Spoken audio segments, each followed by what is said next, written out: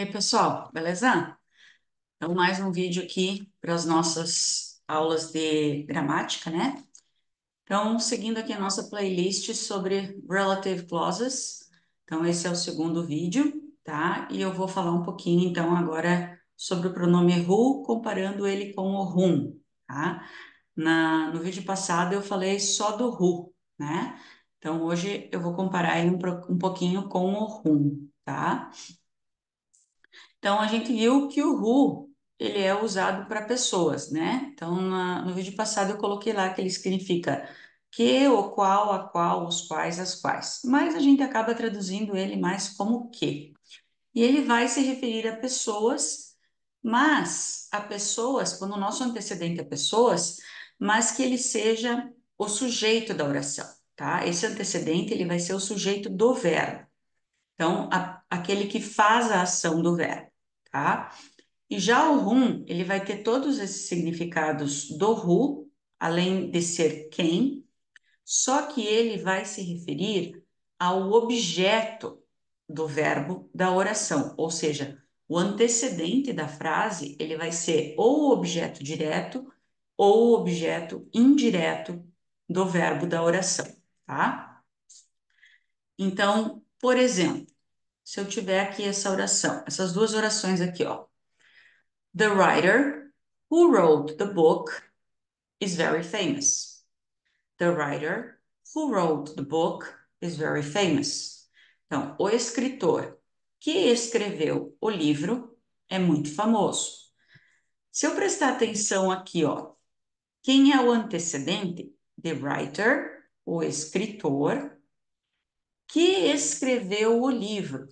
Se eu perguntar ao verbo quem escreveu o livro, para descobrir o sujeito, é o escritor. Então, o escritor que escreveu o livro. Esse antecedente ao qual o meu pronome relativo who está se referindo é o sujeito do verbo da oração. Então, o who está se referindo ao sujeito do verbo da oração. O escritor que escreveu o livro. Ele fez a ação de escrever o livro. Então, o who se refere ao sujeito da oração.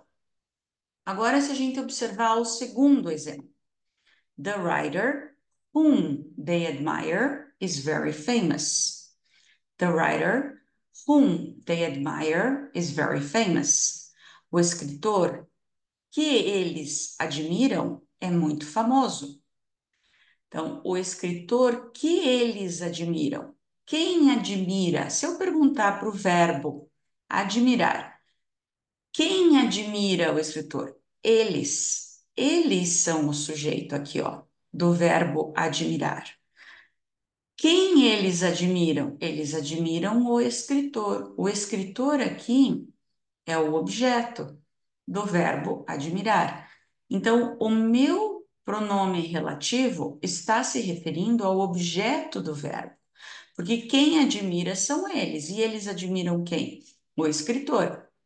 Então, o escritor aqui não é mais o sujeito. Ele não faz a ação de admirar, ele sofre a ação de ser admirado. Quem faz a ação de admirar são eles. Eles são o sujeito e o escritor é o objeto do verbo. Então, o whom, ele vai se relacionar com o antecedente pessoa, mas essa pessoa tem que ser o objeto do verbo, seja objeto direto ou indireto. Aqui, no caso, é objeto direto. Como que eu sei quando é objeto indireto? Porque ele vai ter preposição, a gente já vai chegar lá, tá? Então, mais duas frases aqui para a gente comparar o uso do who e do whom. The girl who, the girl who has just arrived is Joe's sister. The girl who has just arrived is Joe's sister. Então, a menina ou a garota que acabou de chegar é a prima, nossa, Silvia, parabéns, é a irmã do Joe. Então, quem acabou de chegar? A garota. A garota é o meu antecedente e ela que acabou de chegar. Então, ela é o sujeito da oração. Quem acabou de chegar? A garota. Então, o pronome relativo está se referindo ao sujeito. Então, eu tenho que usar who. Já no segundo exemplo, the man whom they were seeking is a murderer. The man whom they were seeking is a murderer. O homem que eles estavam procurando, buscando, é um assassino. Então, veja, aqui, quem estava procurando? Eles. Eles são o sujeito da ação. Eles estavam procurando. Quem eles estavam procurando? O homem. O homem que eles estavam buscando. Então, ele é o objeto, tá? Ele é o objeto do verbo. Ele estava sendo buscado. E quem estava buscando? Eles. Eles estavam fazendo a ação de buscar, de procurar esse homem. Então, o meu pronome relativo whom está se relacionando ao antecedente, que é uma pessoa, mas é o objeto. Então, eu tenho que usar whom. Então, o who, ele se relaciona ao sujeito da oração. E o whom se relaciona ao objeto da oração. Quando eu falo aqui objeto, no sentido de objeto do verbo, né? Objeto direto e indireto. Então, ambos esses pronomes relativos se relacionam com pessoas, mas essa pessoa vai estar exercendo a função de sujeito quando for o pronome who e de objeto direto ou indireto quando for o pronome whom, tá? Viajei agora. Na linguagem informal, é claro que eu posso usar o who em vez de whom, posso até usar o that, e em alguns casos eu posso omitir o pronome relativo. Essa questão da omissão do pronome relativo eu vou deixar mais para os vídeos ali no final da nossa playlist, tá? Quando a gente ver todos os pronomes, daí eu vou trabalhar com essa questão. Todos não, mas os principais, né? Porque na verdade eu posso omitir o who, o which e o that, tá? Depois desses não. Mas então, quando a gente vê esses três, daí eu vou trabalhar com a omissão do pronome, que é bem tranquilo. Mas enfim, eu posso empregar o who, eu posso empregar o that e eu posso até mesmo omitir o pronome, tá? Na linguagem informal. O whom, na verdade, ele tem alguns casos que eu tenho que utilizá-lo e ele é mais usado na linguagem formal, tá? Na linguagem formal escrita. Alguns estudiosos do inglês, né, alguns linguistas dizem que a tendência é que o whom desapareça do inglês daqui a algum tempo, porque pouquíssimas pessoas utilizam ele na linguagem falada. Ele quase não é utilizado, ele aparece muito raramente em alguns artigos escritos, numa linguagem literária, perdão, e numa linguagem mais formal, tá? Mas alguns estudiosos acreditam que ele está desaparecendo da língua inglesa. Não posso dizer isso, afirmar com certeza, porque quem sou eu, né? Sou só uma formiguinha no inglês. Mas, enfim, alguns estudiosos acreditam nisso. Então, eu coloquei aqui algumas possibilidades de substituição e até mesmo com a omissão do pronome, tá? Então, vocês podem dizer, por exemplo, The man whom they were seeking is a murderer, que é o exemplo ali de cima, né? Que seria, então, na linguagem correta, norma culta da língua inglesa, porque ele é o objeto aqui, né? The man whom they were seeking is a murderer. Posso substituir pelo who, que seria mais informal e o que é mais usado, né? The man who they were seeking is a murderer. Posso substituir pelo that, que seria totalmente informal. The man that they were seeking is a murderer, que é o mais do dia a dia na linguagem falada. E eu posso fazer a frase também sem o pronome relativo, que é o caso da omissão do pronome que a gente vai ver mais para frente, tá? The man they were seeking is a murderer. É totalmente possível também nesse caso. Não são todos os casos, nem todos os pronomes que eu posso omitir, tá?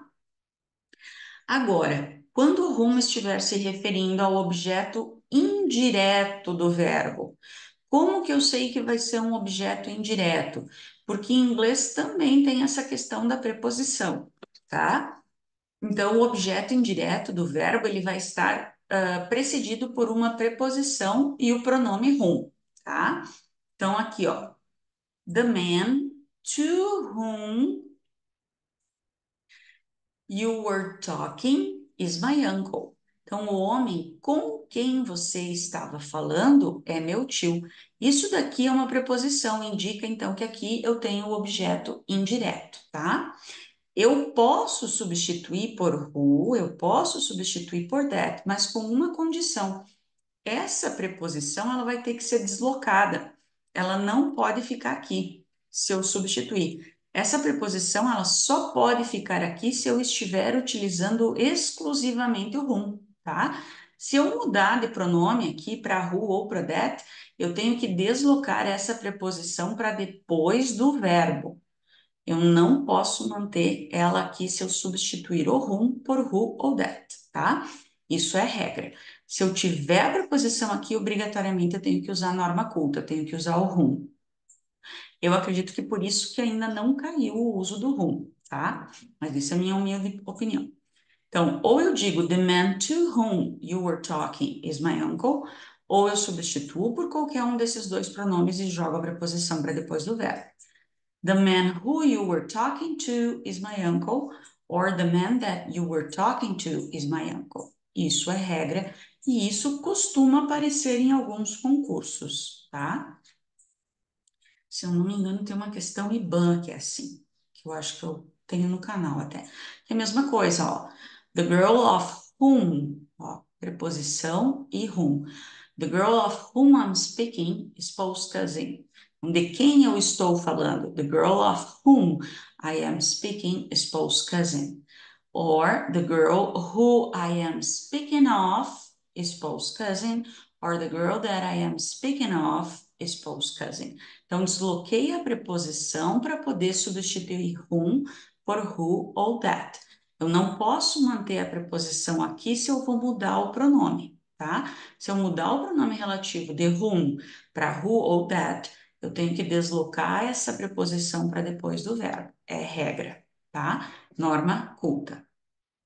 E só mais dois exemplos, então, aqui para que fique bem clara essa questão do uso do who, quando o meu antecedente é sujeito, e whom, quando o meu antecedente é objeto do verbo, tá?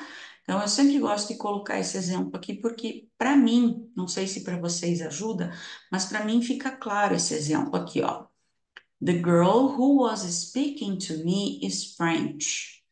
Então, a menina que estava falando comigo é francesa. Então, quem estava falando? A menina. Ela é o sujeito. Ela estava falando comigo. Agora, se eu transformar ela em objeto do verbo, the girl whom I was speaking to is French. A menina com quem eu estava falando. Quem é o sujeito aqui? Eu que estava falando. A menina passou a ser o objeto direto ou indireto, né? Porque eu tenho a preposição aqui. Ah, Silvia, mas você não falou que quando tem o whom a preposição tem que estar aqui? Não, não é obrigatório que a preposição esteja aqui, tá? Eu posso colocar a preposição aqui. É obrigatório se a preposição estiver aqui que eu use o whom, tá? Daí sim. Então, eu posso colocar The girl whom I was speaking to is French. A menina com quem eu estava falando é francesa. Então, quem que está falando aqui? Eu sou o sujeito. Então, se eu sou o sujeito, a menina passou a ser o objeto indireto. Então, eu tenho que usar, se for correto, né, a norma culta, whom, porque ela aqui é o objeto. Então, sempre pensar, o meu antecedente aqui é sujeito, o meu antecedente é o objeto, é isso que vai mandar em qual pronome eu vou utilizar. É claro, pensando isso numa linguagem formal, né, gente? Tá? Formal. Isso acontece às vezes de ser cobrado em concurso, então é bom que vocês saibam essa diferença bem claramente do que é who e o que é whom. Essa questão de sujeito, antecedente objeto do verbo. Espero que eu tenha ajudado vocês com mais essa diferença entre who e whom. E seguindo aí nos nossos vídeos, a gente vai continuar vendo os relative pronouns nas relative clauses. So, thank you very much. Vou deixar todas as informações aí na descrição do vídeo. And see you next video. Bye bye.